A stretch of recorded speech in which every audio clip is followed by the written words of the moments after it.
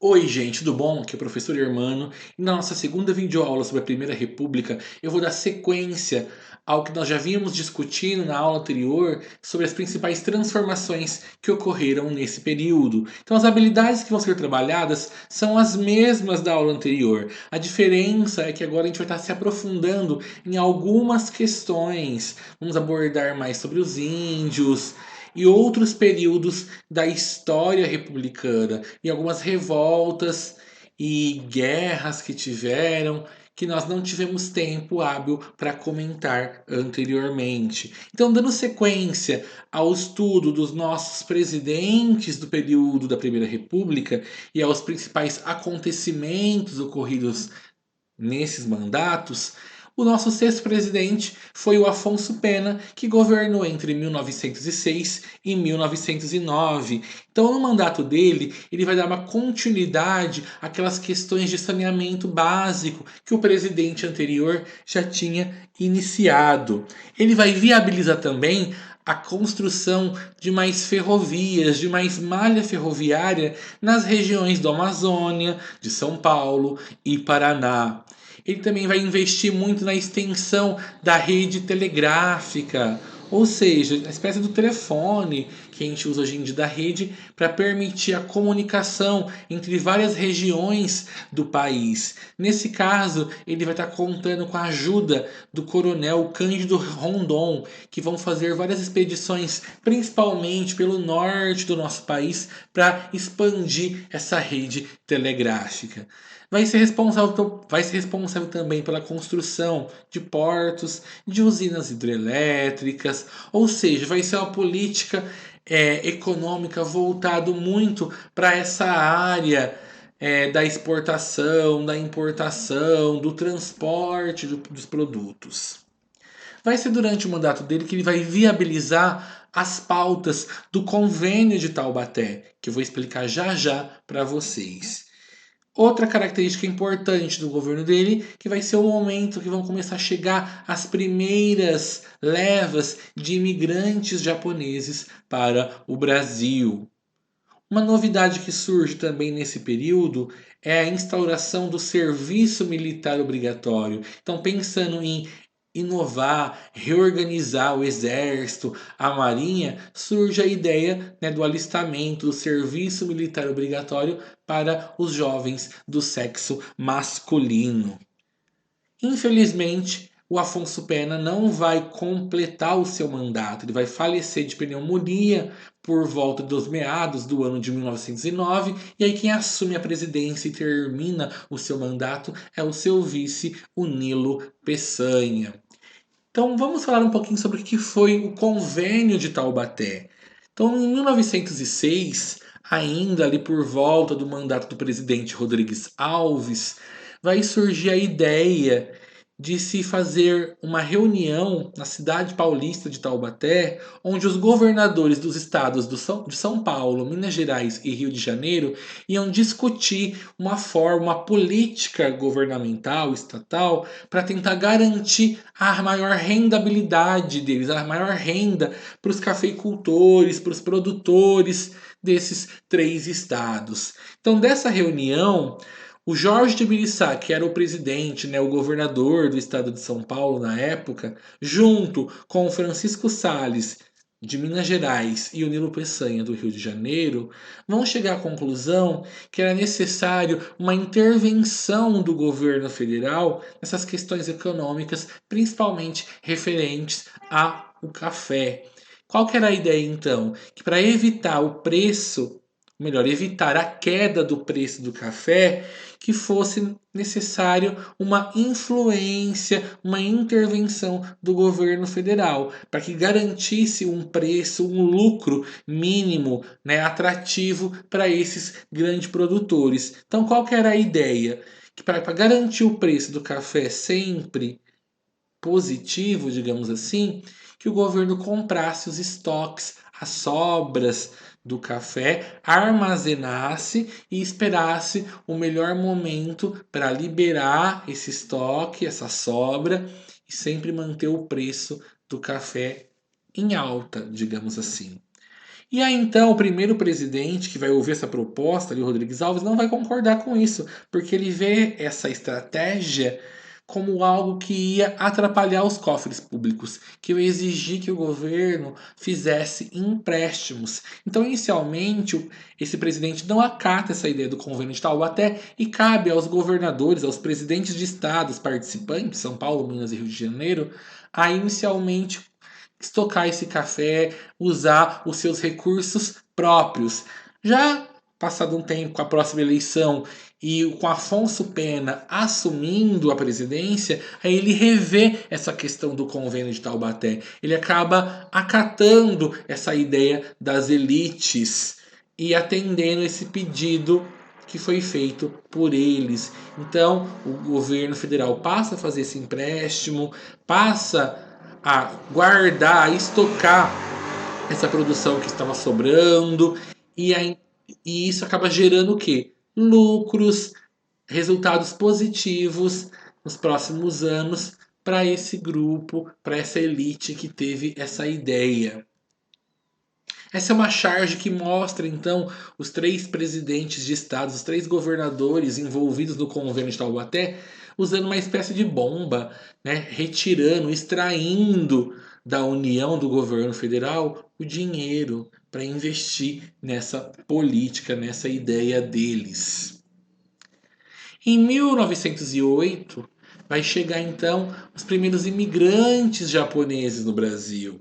Então, inicialmente, o navio japonês Kasatmaru vai trazer ao Porto de Santos 165 famílias de origem japonesa, que vão vir a partir de um acordo que ocorreu entre o Japão e o Brasil. Então, o Japão, naquele período, passava por uma série de crise em algumas regiões do seu território. E aí esse acordo com o Brasil foi benéfico para os dois lados, porque o Japão acabou escoando essa população que estava sobrando, digamos assim, e o Brasil recebendo essas famílias para trabalhar nas suas lavouras, né, na região do Oeste Paulista, que estava faltando mão de obra.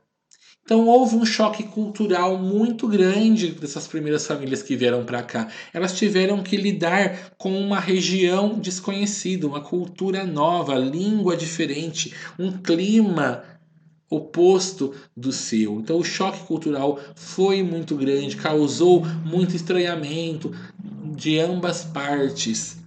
E uma coisa interessante a se ressaltar, que esse foi só a primeira leva dos imigrantes japoneses. Nos próximos anos, principalmente ali no final da década de 20, por volta de 1918, até o início da década de 40, 1940, vão vir mais várias ondas migratórias do Japão. Tanto que o Brasil chegou a receber mais de 160 mil japoneses durante esse período. Então aqui é uma foto do navio que trouxe, né, os primeiros colonos japoneses, eles como vinham organizados dentro desse navio, como que era o dia a dia deles nessas lavouras de café no oeste paulista. O nosso sétimo presidente, então, o Nilo Peçanha, ele vai terminar o mandato do presidente anterior, que, como eu disse, morre de pneumonia antes de terminar o mandato. Então, o Nilo Peçanha é interessante comentar que ele foi o primeiro e único presidente do Brasil afrodescendente. Naquela época existia um preconceito muito grande com quem era negro ou quem tinha ancestrais, pais negro. Então, assim, é uma figura que vale a pena levantar esse aspecto, por isso em questão, que ele conseguiu ascender socialmente num período tão discriminatório. E é interessante que durante esse pouco tempo que ele ficou, né, 1 ano e 5 meses, só terminando o mandato do seu antecessor, ele ainda conseguiu ampliar mais as malhas ferroviárias na região Nordeste, Sudeste e Sul, a investir nas indústrias, investir principalmente nas indústrias das capitais. Ele estimulou o surgimento de algumas escolas técnicas, digamos assim, que eram as escolas de aprendizes, artífices. aumentou, expandiu a questão do treinamento militar para os cidadãos. Então, assim, ficou pouco tempo, mas fez algumas coisas significativas. Uma delas foi, né, a questão do serviço de proteção aos índios, ou seja, digamos que é o antepassado da FUNAI, daquele órgão que cuida das questões indígenas. E ele vai pôr então o tenente, o coronel Cândido Rondon, a par dessa situação. Quem foi então o Cândido Rondon, né? O Marechal Cândido Rondon? Hoje em dia a gente tem estradas, pistas com o nome dele. A gente tem um estado, né, Rondônia, que foi batizado com esse nome em homenagem a ele. Então ele tem um papel muito importante nas questões indianistas, nas questões indígenas, porque além dele ter sido é, usado pelos presidentes da época ali para cuidar dessa questão da extensão da rede telegráfica, principalmente ali no norte do Brasil, ele acabou tendo contato com várias tribos indígenas nesse movimento que ele fez. E ele tinha contato com tribos que eram tribos isoladas, que não tinha contato com brancos, com tribos mais hostis, e ele conseguiu fazer um trabalho de pacificação dessas tribos, colocar os índios para ajudá-lo na construção da extensão dessa rede telegráfica. E ele passou a se preocupar com os índios, se os territórios deles estavam sendo protegidos, se estavam demarcados de forma correta.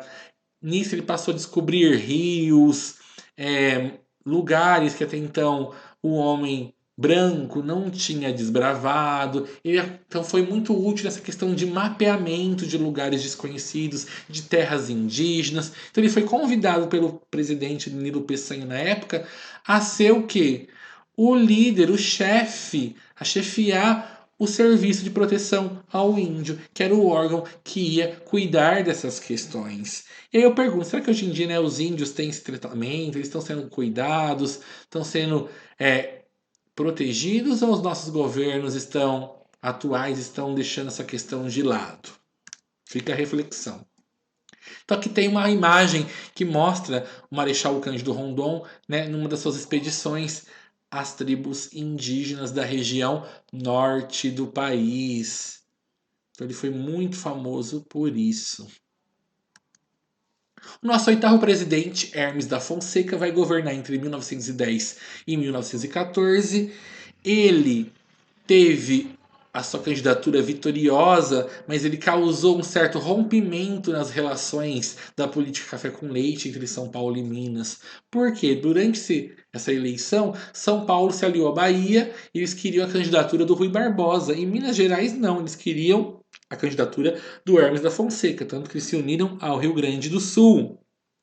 No caso, quem acabou vencendo a eleição foi Hermes da Fonseca, e o seu governo, a gente vai ver, vai ser marcado por várias revoltas militares e civis, sendo a mais famosa a revolta da Chibata e a revolta de Juazeiro. Ele vai enfrentar alguns problemas econômicos, vai ter que também tentar renegociar a dívida externa que o país tinha no momento. Durante o mandato dele, ele fez uma prática política que foi muito interessante, ficou muito famosa. É a prática política salvacionista. O que era isso? Ele tentando é, mexer nas forças políticas da época, né, das oligarquias que dominavam a política na época. Qual que foi a ideia dele? Usando a justificativa que ele ia sanear, limpar as instituições republicanas contra a corrupção, ele fazia o seguinte: ele tirava aquela pessoa que ele não concordava, que estava no poder, um certo governador de estado, por exemplo, que não era aliado dele, que tinha ideias políticas diferentes dele, e aí ele nomeava uma outra pessoa para ocupar aquele cargo sem ter uma eleição democrática. Então isso feria algumas coisas que estavam na Constituição da época e vai causar revolta em diversos grupos. Então pensa, né, um presidente tira porque ele simplesmente quer uma pessoa que foi eleita, um político eleito, e coloca um outro, um aliado dele. Isso que é um resumo então, do que seria essa política salvacionista que vai causar uma certa revolta. E aí, então, em 1910, vai ter a Revolta da Chibata. O que foi a Revolta da Chibata? Entre os anos, ou melhor, entre os dias 22 e 27 de novembro de 1910, no Rio de Janeiro, alguns soldados da Marinha vão se rebelar contra os castigos físicos que eles sofriam naquela instituição. Então, antigamente era muito comum que o marinheiro, alguém das patentes mais baixas da Marinha, quando descumprisse alguma regra ou não realizasse algum serviço, recebesse como punição o castigo físico, a chicotada, a chibatada. E é interessante reparar que naquela época, grande parte dos marinheiros, dos membros do escalão mais baixo da marinha eram formados por negros ou por mestiços. Então, levar chicotada, né, chibatada por descumprir alguma coisa acabava soando como um castigo muito violento, muito retrógrado, atrasado. E aí então isso vai causar uma certa comoção, uma organização entre os marinheiros da época. Então o estopim da revolta vai ser que 22 de novembro de 1910, um marujo, no caso conhecido como Arcelino na época, vai levar uma punição de 250 chibatadas. Então isso vai levar que os marinheiros se rebelassem e tomassem o controle de 4 navios, de 4 embarcações da Marinha Brasileira. As embarcações Minas Gerais, São Paulo, Bahia e Deodoro. E eles vão redigir, escrever um documento fazendo algumas umas reivindicações. Nesse manifesto, eles vão querer então o fim desses castigos físicos e algumas melhorias nas condições de trabalho e tratamento que eles tinham ali na Marinha. E aí a ameaça que eles fizeram é que se essas manifestações, ou melhor, essas reivindicações não fossem atendidas, que eles iam bombardear a capital, bombardear o Rio de Janeiro, já que eles estavam em posse dessas embarcações. O curioso é que bem no dia que eles fizeram esse manifesto, esse documento, e enviaram para o gabinete do presidente da época, era bem o dia que o Hermes da Fonseca estava assumindo o seu mandato. E aí o Hermes da Fonseca, tentando apaziguar os ânimos, prometeu que ia atender às propostas dos marinheiros. Mas a gente vai ver que isso não vai ocorrer. Poucos dias depois, ele descumpre o que ele tinha acordado com os revoltosos e começa a punir esses rebeldes. Aqui no slide eu trago a foto do João Cândido, que foi o marinheiro líder dessa revolta, e ele foi apelidado na época de o Almirante Negro. Qual que foi o final, o desfecho dessa revolta, da revolta da Chibata? Então, inicialmente, o presidente faz um decreto aprovando a expulsão desses marinheiros que participaram desse levante, dessa rebelião. Alguns vão ser presos e enviados para o Rio de Janeiro, na Ilha das Cobras, que era um lugar que tinha uma espécie de prisão. Lá eles vão ser maltratados, alguns não vão nem resistir às condições precárias que eles vão ser aprisionados. Um dos poucos que sobrevivem é o João Cândido, o líder do levante. Ele acaba sendo enviado para uma espécie de sanatório, como se fosse louco, onde ele passa um tempo lá até depois ser absolvido e ganhar a sua liberdade. Então essas são fotos da época que mostram, né, o João Cândido, repórteres fazendo a cobertura do evento e os marinheiros revoltosos a bordo do Minas Gerais. Aqui são mais marinheiros revoltosos no encouraçado, no navio Bahia. Ainda nesse mesmo governo, só que no ano de 1914, vai ocorrer a Revolta do Juazeiro. O que foi a Revolta do Juazeiro, então?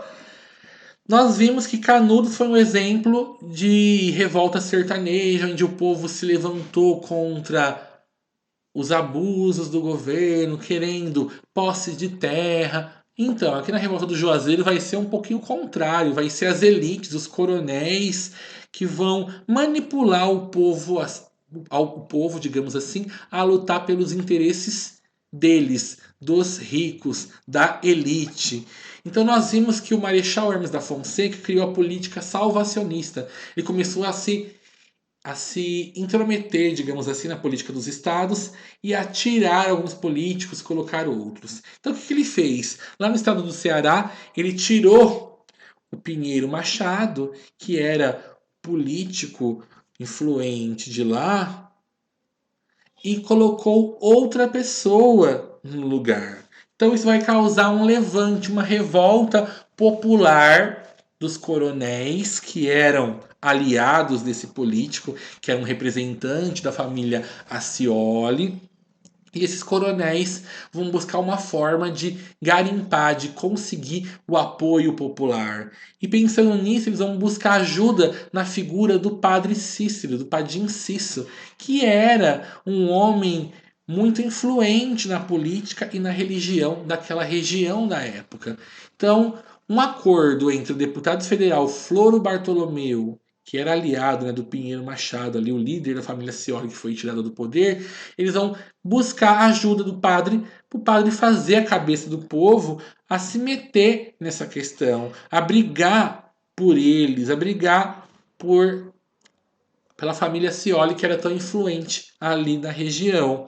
E aí isso vai causar um levante popular que vai fazer o governo federal a ceder, a recuar, a retirar o interventor o político que eles tinham colocado lá, que foi no caso o Franco Rabelo, e trazer de volta os membros da família Ascioli no poder do Ceará. Então, a figura do Padre Cícero é uma figura muito emblemática. Hoje em dia, ele é considerado uma espécie de santo na região. Então, construíram até um monumento para ele no Juazeiro do Norte. As pessoas vão lá peregrinar, rezar, fazer pedidos, pagar promessas. Então, assim, a figura do Padre Cícero é muito, muito forte no norte do nosso país. E ele, assim, foi um político influente lá. Ele governou o Juazeiro do Norte por 15 anos, falecendo em 1934 com 90 anos. O nosso nono presidente, o Venceslau Braz, vai governar entre 1914 e 1918. Então aconteceu algumas coisas interessantes durante seu mandato.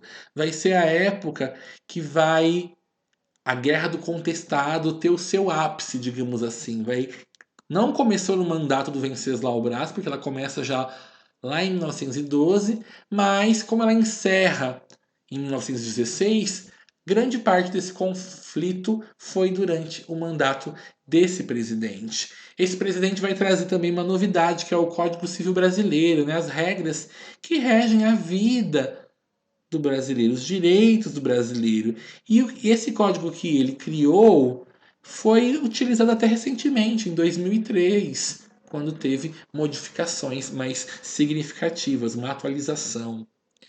A gente vai notar também, então, que durante o governo dele ocorreu a greve geral de 1917. O Brasil parou graças ao movimento trabalhista da época. Vai ser durante o mandato dele também que o Brasil vai se meter na Primeira Guerra Mundial. Então, a Primeira Guerra Mundial é um assunto que a gente vai estudar futuramente, tá? Futuramente aqui nas aulas de história. Mas hoje a gente vai pincelar um pouquinho sobre ela para entender o papel do Brasil, esse fato importante do governo desse presidente. Vai ser também no mandato dele que vai ter o surto da gripe espanhola, ou seja, de uma das pandemias que assolaram o mundo. A gente está vivendo agora um período de pandemia, pois então a gente vai falar de um período anterior, onde morreu 15 mil pessoas no Brasil. Então olha só, né? Eu tô aqui gravando essa videoaula para vocês hoje e o Brasil, devido ao Covid-19, já está praticamente alcançando esses números de mortos. O que foi a Guerra do Contestado, então? Vamos relembrar isso. Foi um conflito entre 1912 e 1916, na região que era disputada pelos estados do Paraná e por Santa Catarina.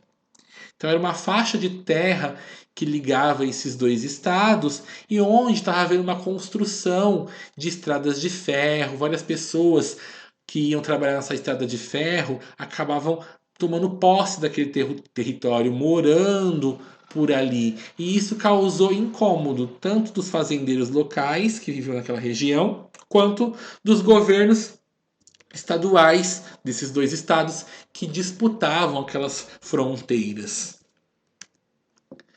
Então, a Guerra do Contestado, assim como a Guerra de Canudos, tem aquela forte questão de ser um movimento messiânico, de ter um líder religioso que acabou levando toda a história. Então, em Canudos nós vimos o Antônio Conselheiro. Aqui no Contestado vai ter a figura do monge, de no caso três monges, o monge José Maria, o José Maria de Jesus o monge José Maria, o monge João Maria de Jesus e o monge José Maria de Jesus. Então, olha só, os nomes parecem, os registros fotográficos que a gente tem de dois desses monges, eles também se parecem até um pouco fisicamente.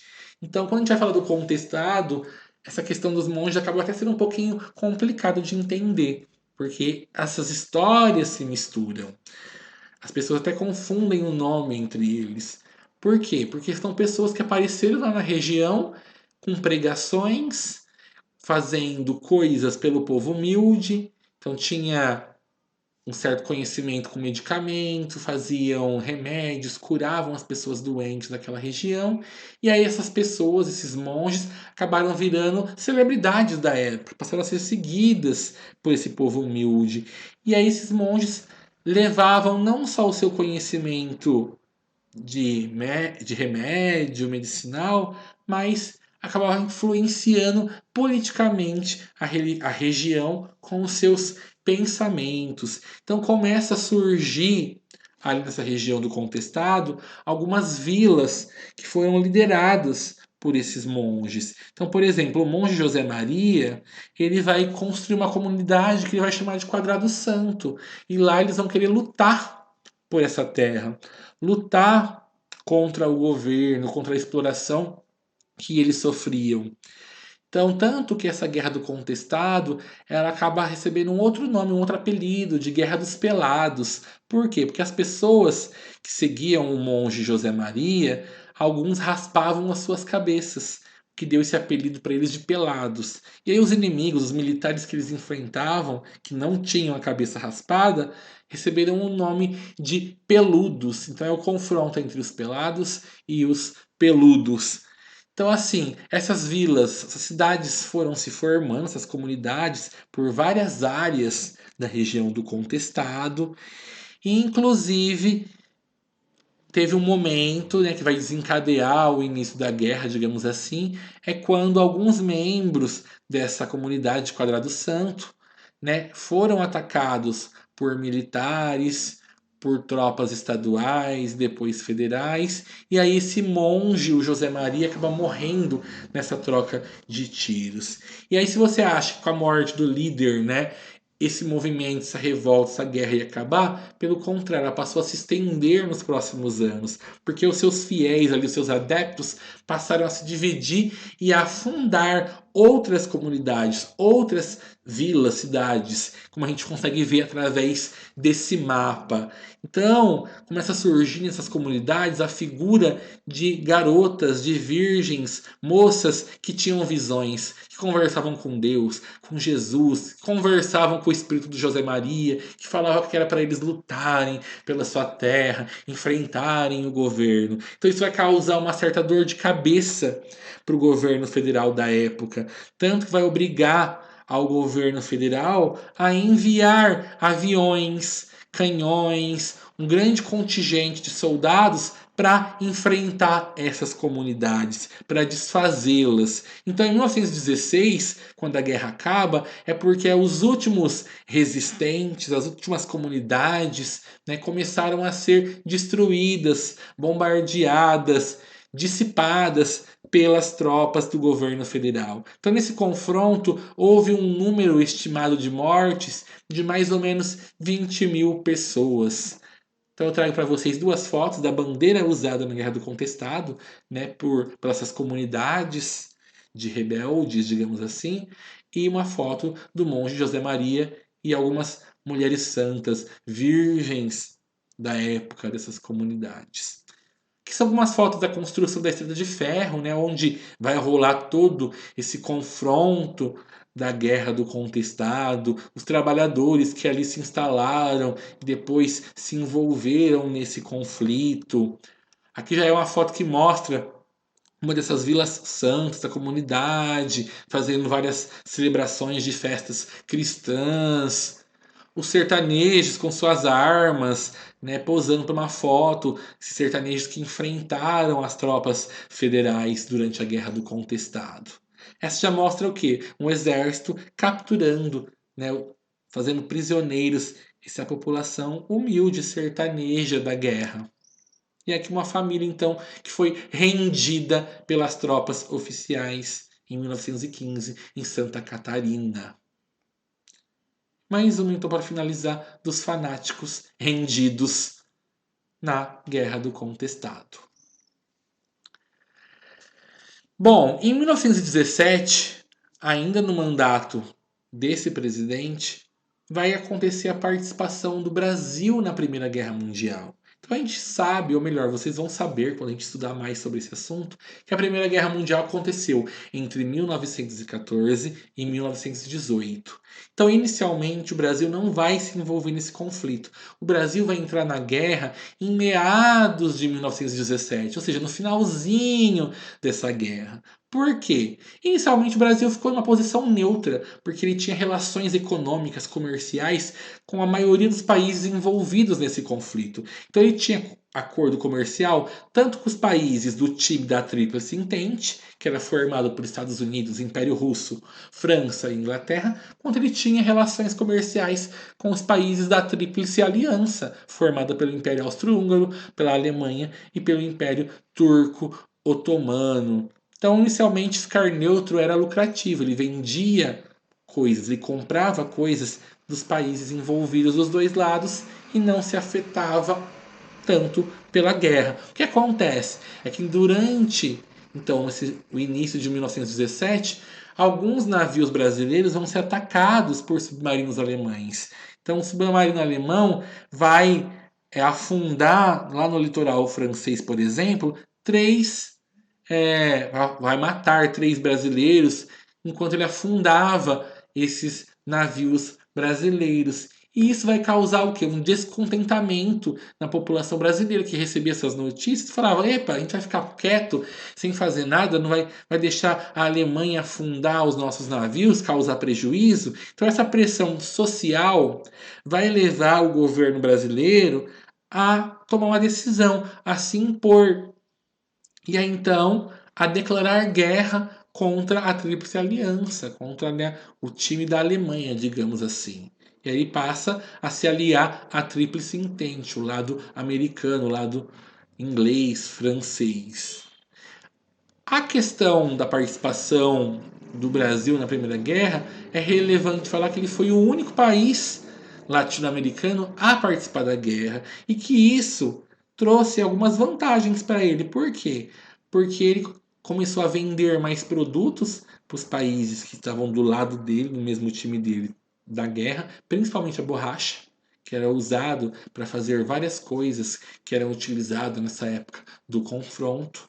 O Brasil acabou se vendo obrigado a investir mais na sua indústria, porque agora ele não conseguia comprar coisas no estrangeiro devido à guerra, então investindo na sua indústria, ele passava a fabricar isso.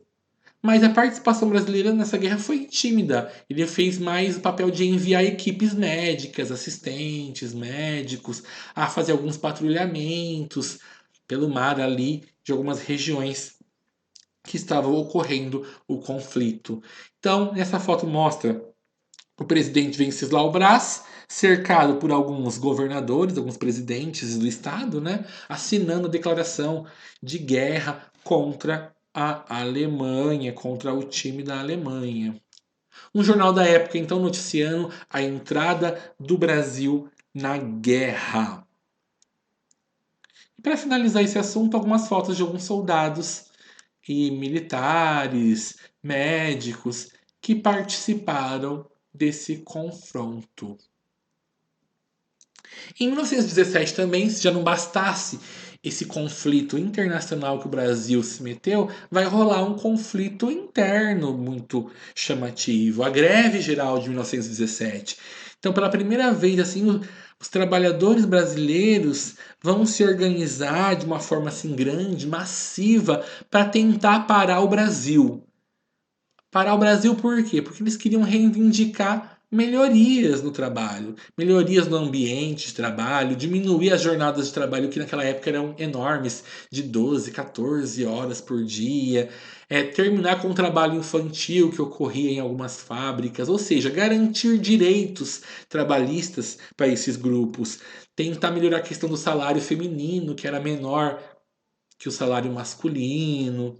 Então, essas ideias de greve, de revolução, de manifestação, elas foram influenciadas principalmente pela Revolução Russa, que estava acontecendo no mesmo ano lá na Rússia, provando que o povo conseguia transformar a política. E essas ideias, então, na Europa chegaram através dos imigrantes europeus que vieram para o Brasil e que, quando não trabalhavam nas lavouras, trabalhavam nas fábricas. Então, os italianos, os espanhóis trouxeram muito essas ideias anarquistas, essas ideias esquerda, comunista, para movimentar o meio trabalhador e ajudar nessa questão das greves. Então vocês falam, nossa, o que são essas correntes, o anarquismo e o comunismo? Tá aqui um quadro síntese que vai explicar as principais diferenças entre essas duas formas de se pensar, de se buscar uma mudança social.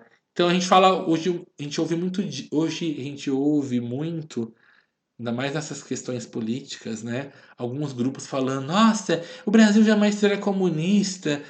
E com certeza a maioria nem entende o que realmente significa o comunismo, ou se ele realmente teria dado certo, ou sido implantado no Brasil.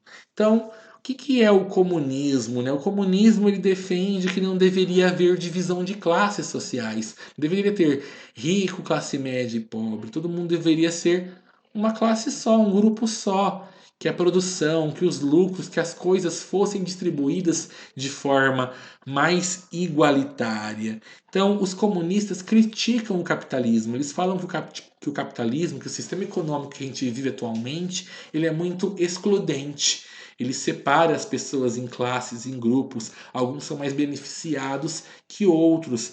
E aí, então, o comunismo defende o quê? A sua raiz, a sua essência. Que não deveria ter essas classes, que a divisão deveria ser igualitária para todos, que todos deveriam ser liderados por partidos comunistas, por partidos que pensasse no povo, principalmente em quem? Na classe trabalhadora, que até então sempre foi a mais desfavorecida. O anarquismo, ele já muda um pouco as ideias, já é algo mais rebelde, né, mais extremo. Então, para eles, eles não querem nenhum partido governando ninguém. Eles acham que cada pessoa tem que ter a sua liberdade individual, né, de ter o direito de decidir o que quer fazer, de produzir o que quer produzir. Então, assim, são coisas um pouco distintas. Qual que foi o estopim dessa greve geral, né? Além desses direitos trabalhistas que eles reivindicaram, que eles quiseram? Então, em 1917, a população brasileira, a camada trabalhadora, foi muito influenciada pela vitória popular que teve na Revolução Russa, que a gente vai estar estudando nas nossas próximas aulas. Essa Revolução Russa, você vê, o povo conseguiu derrubar o czar, o imperador russo da época, o Nicolau II. E aí então essas ideias chegaram em São Paulo, no Rio de Janeiro, em Porto Alegre, que eram os maiores polos industriais da época. E isso vai influenciar essas paralisações, essas greves dessas fábricas. Então, o início da greve foi em 9 de julho, quando estava tendo um protesto de alguns operários na frente de uma fábrica, lá no Brás, em São Paulo, e aí a cavalaria, a polícia, foi contra essas manifestações, foi para cima dos manifestantes, e isso gerou a morte de um dos manifestantes, de um anarquista, né, grevista espanhol chamado José Martinez. Então a morte desse trabalhador nessa manifestação incendiou os ânimos, fez com que os mais trabalhadores, mais fábricas se unissem nisso e paralisassem esses grandes polos do Brasil. Então, olha só, foi uma greve que durou 30 dias. Imaginem, né, cada dia que não se trabalha, o prejuízo econômico que causa, não para o país só, mas para o dono da fábrica, para o industrial. Então, imagine 30 dias parado, de paralisação, de trabalhadores tentando negociar a sua situação com os seus patrões. Mas eles não desistiram, manter essa greve até o fim. Então eu trago aqui para vocês algumas fotos desse período que mostram esses trabalhadores paralisados em São Paulo, que mostra guardas fazendo a segurança da fábrica com medo que os grevistas entrassem e destruíssem tudo. Aqui é a passeata, né, deles, dos operários caminhando lá no bairro do Brás, em São Paulo, para pressionar o governo, pressionar os seus patrões a atenderem essas reivindicações. E aqui então é o funeral do José Martinez, né, do manifestante, do grevista que morreu ali no confronto com a polícia, que causou essa comoção, essa paralisação toda no estado de São Paulo e em outros estados também. Em 1918 vai rolar a gripe espanhola, ou seja, a pandemia que veio aqui antes da que nós estamos vivendo agora, que é a Covid-19. Então, pra vocês terem uma noção, a gripe espanhola matou 50 milhões de pessoas pelo mundo. Ela matou quase o mesmo número da Segunda Guerra Mundial, que foi 60 milhões de pessoas. Pra vocês terem uma noção, essa doença, né, ela já se espalhou ali devido à Primeira Guerra Mundial. Por quê? Porque pensa, os países em conflitos, em situações precárias, né, já se infectava, já se espalhava essa doença para vários lugares. A diferença é que ela não era noticiada pelos países envolvidos na guerra. Para quê? Para não causar mais medo, pânico entre a população. Então eu falo, nossa, por que a gripe se chama gripe espanhola? Surgiu na Espanha? Não, ela tem esse nome de gripe espanhola porque a imprensa que noticiou o caso da gripe foi a imprensa da Espanha. A Espanha não estava em guerra, então lá eles não tinham uma censura na imprensa. A imprensa começou a divulgar que a gripe estava rolando pela Europa, se espalhando pelo mundo, como que pegava, como se tratava. E aí então a gripe se popularizou e ganhou o nome de gripe espanhola por isso. E como que essa gripe chegou no Brasil? Chegou através de um navio. Suspeita-se que foi através do navio Demerara, que passou na Inglaterra, passou em Portugal, né, em Lisboa, atracou, parou em Recife, Salvador, Rio de Janeiro, ou seja, foi, né, disseminando a doença ali enquanto o povo ia desembarcando pelo Brasil. Então essa doença se espalhou, principalmente pelas cidades maiores, as capitais, Rio de Janeiro, São Paulo, e trouxe muitos estragos, muitos impactos. Então o governo, para tentar barrar essa doença, eles tiveram que tomar algumas medidas drásticas. Que olha só que engraçado, são as mesmas que a gente está tendo que passar. O isolamento social. Então, foi proibido, né, a frequentar bares, escolas, teatros, fábricas, foi tudo fechado para evitar a proliferação da gripe espanhola. Então, faltou leitos, faltou médicos. Naquela época, o sistema de saúde público não existia, não era grátis como a gente tem hoje o SUS. Naquela época tinha atendimento hospitalar, só quem tinha dinheiro para pagar. Mas ainda assim, o surto foi tão grande que isso obrigou o governo a criar leitos, a hospitais para atender as vítimas dessa doença. E aí no meio, assim como hoje em dia, de tantas notícias, surgem o que? Os boatos. Surgem os remédios milagrosos, a cloroquina, ou não, né? Lá no caso da gripe espanhola, o remédio milagroso que surgiu o boato na época era a caipirinha. Então eles diziam que misturar lá açúcar, limão ou mel, né, gelo e tal, beber com a água ardente, todo esse composto aí, isso curaria a gripe espanhola. E depois provou-se que isso não tinha nada a ver, não tinha nenhuma prova científica. Então essa bebida que hoje em dia é tão símbolo da cultura brasileira, ela surge nessa época da gripe espanhola, desse rumor de que seria um suposto remédio para combater a gripe. Enfim, São Paulo, Rio de Janeiro, as grandes cidades viraram um caos. né? Não tinha mais lugar para enterrar as pessoas, faltava coveiros, os coveiros não davam conta. Tanto que o governo saía pegando as pessoas na rua, a laço, digamos assim, para fazer o enterro, o funeral das vítimas da gripe espanhola. Então, São Paulo, para ter uma noção, teve cerca de 350 mil casos de gripe espanhola, ou seja, metade da população daquela época. E morreu mais de 5 mil pessoas, ou seja, são números impressionantes que se aproximam muito do que a gente vem sofrendo agora com o Covid.